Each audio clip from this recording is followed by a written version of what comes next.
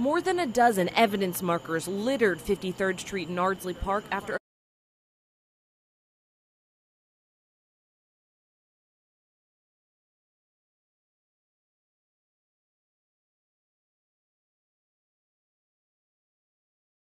but now that everyone sees how much can be made from the arena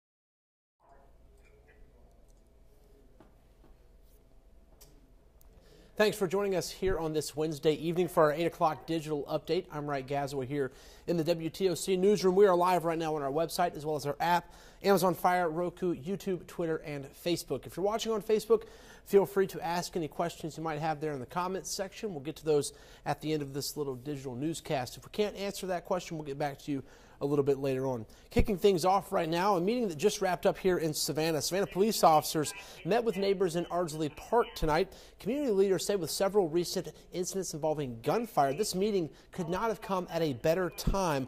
While crime is down overall in that central precinct that covers Ardsley Park, the area of Ardsley Park saw a little bit bigger spike in some violent crimes in the last few months than others. Amanda LeBreau dug into those numbers for us today.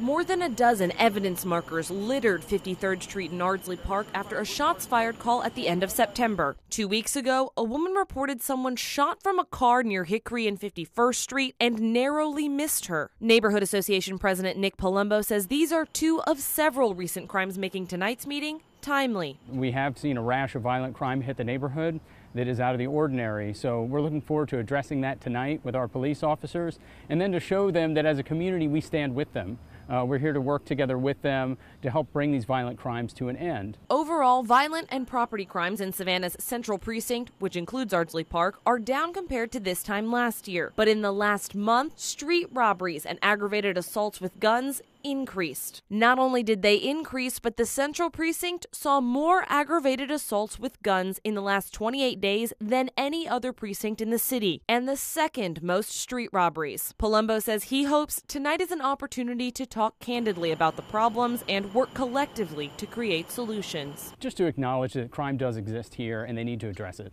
which they are, and they've been very active in combating it and hearing our concerns, but just to remind them that we're here to stand with them. We're working together. This is one community, this is one Savannah, and we're here to take a stand against crime.